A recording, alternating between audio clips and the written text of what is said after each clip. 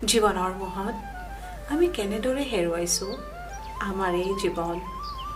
তথাপি আশাৰ ভিৰত এতিয়াও ডুব যাওঁ, এতিয়াও প্ৰাৰ্থনা কৰোঁ ঈশ্বৰক। আকৌ সেউজক জীৱনৰ মহাগান, আকৌ সেউজক জীৱনৰ মহাগান। সমগ্ৰ পৃথিৱীৰ মানুহৰ মাজত বিশেষভাৱে চৰ্চিত শব্দটোৱে হৈছে সুখ অথবা সুখী জীৱন। এনে কোন ব্যক্তি আছে যিজনে সুখী হ'ব নিবিচাৰে? কিন্তু কেতিয়াবা অজানিতে আহি আমাক দুখবোৰে হতাশাৰ ৰূপত হেঁচা মাৰি ধৰে।